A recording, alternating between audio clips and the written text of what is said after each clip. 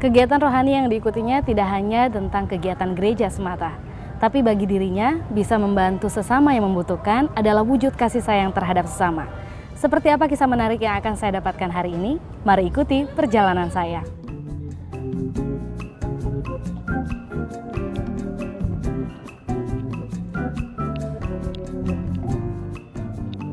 Halo Pak, apa kabar nih Pak? Kabar baik. Iya, dengan Bapak Feby ya? Ya, Iya, saya Apri dari Dai TV Jakarta.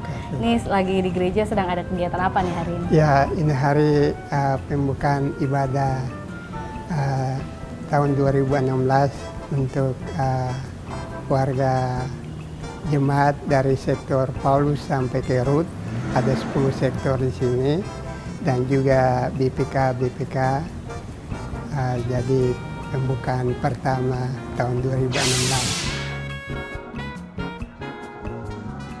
Gereja Protestan di Indonesia bagian Barat, Horeb, yang berada di Keramat Jati, Jakarta Timur ini adalah gereja dari Bapak Feby. Ia bertugas sebagai diaken, yaitu seorang pelayan rohani yang membantu pelayanan di gereja. Terus biasanya apa nih tugas-tugas yang dikerjakan di gereja? Apa aja yang dikerjakan? Sebagai pelayan gereja, membantu pendeta juga dalam ibadah. Misalnya kita penerima tamu ataukah menyebarkan kantong kolekte untuk itu, ataukah membaca warta jemaat dan juga lain-lain. Jadi tiap minggu itu 8 orang petugas penatua atau diaken itu bertugas untuk melayani, mendampingi pendeta dalam pelayanan. Sehari-hari Pak Feby tinggal bersama dengan istri, anak, dan cucunya. Kala tak berkegiatan, di rumah ia meluangkan waktunya untuk bermain bersama dengan cucunya.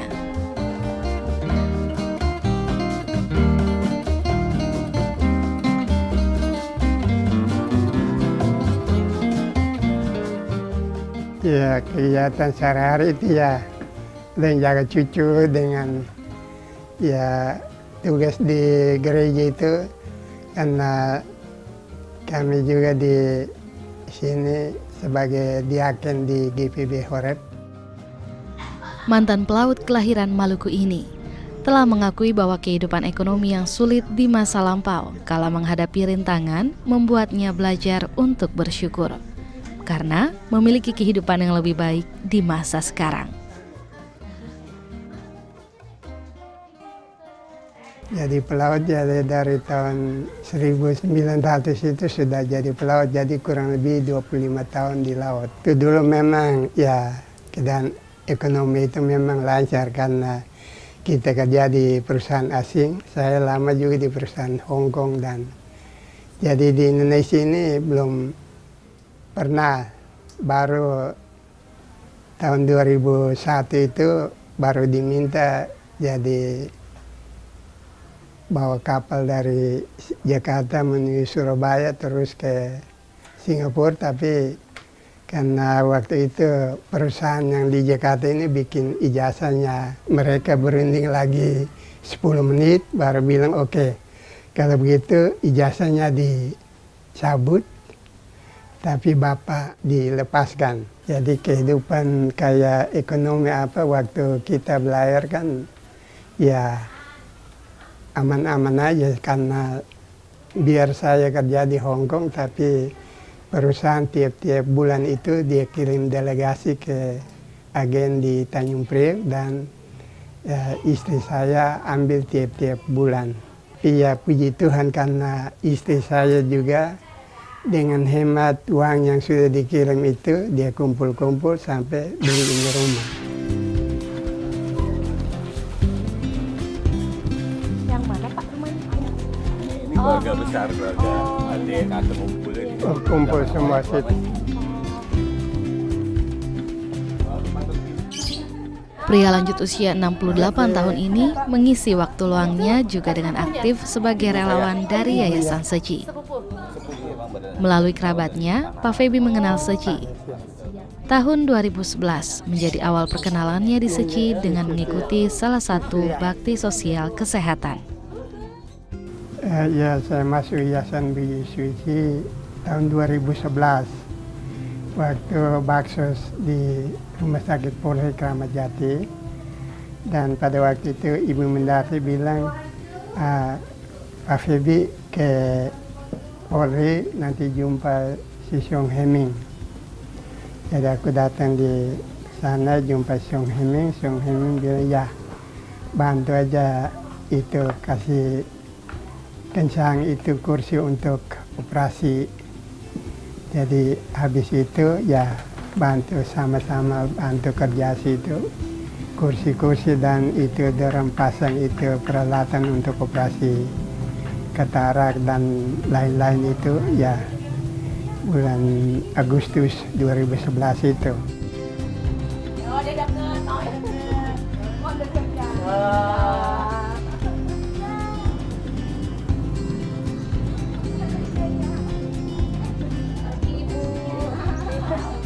Selamat pagi Ibu, apa kabar? Pak Febi banyak bertugas sebagai relawan tim tanggap darurat di wilayah pusat Jakarta. Sudah sekolah.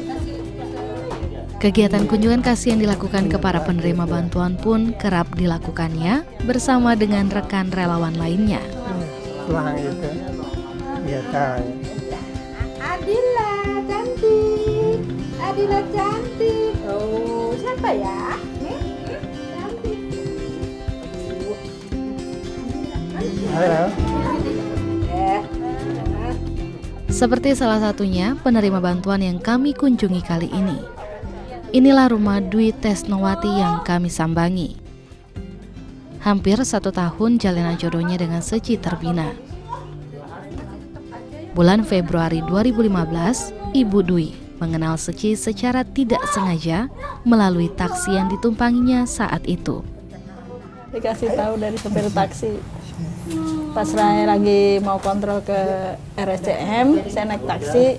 Di situ supir taksinya cerita kalau nanti misalnya ada perlu bantuan itu ke Yayasan Budi Suci yang ada di ITC Mangga 2. Tadinya kan kadang kita kalau misalnya nggak ada yang kadang nggak datang itu kan merasa sendiri ya.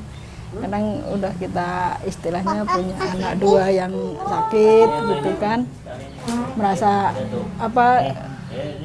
untuk bebannya berat untuk dipikul sendiri gitu. Tapi dengan adanya yayasan kadang yang mau berkunjung kadang agak meringankan juga.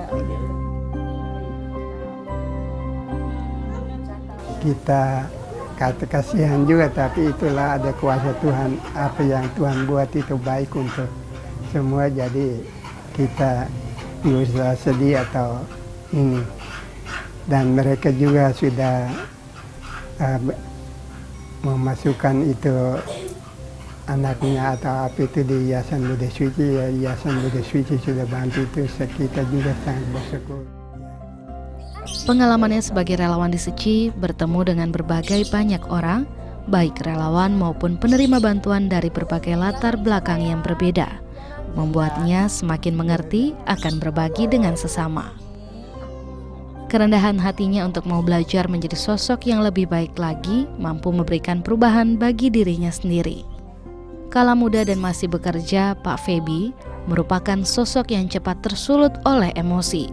Dari melakukan pelayanan di gereja dan berkegiatan secila, Pak Febi mengalami perubahan sifat yang baik.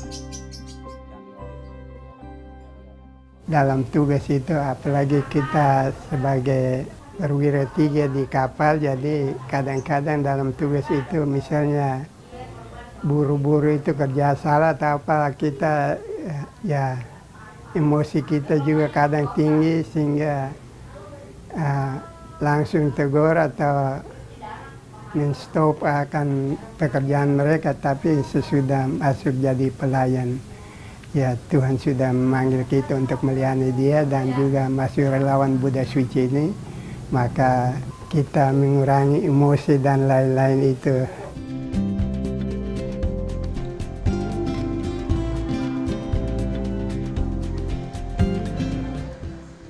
Kalau Bapak sendiri kan melayani di gereja, terus juga melayani sebagai seorang relawan di Yayasan Budi Suci.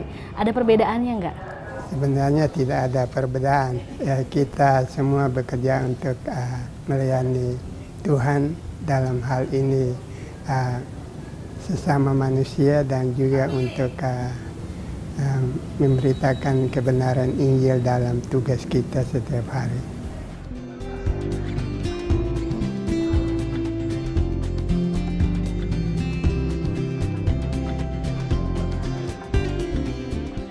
Perbedaan itu selalu ada dan tak bisa dihindari. Tetapi perbedaan bisa menjadi teman bagi kita. Kala kita bisa mengesampingkan ego untuk bisa menerima perbedaan menjadi sesuatu yang bermanfaat bagi sesama. Dari Pak Febi, saya belajar bahwa suku, agama, dan ras bukan menjadi pemecah jika kita mampu mengasihi sesama sekitar kita.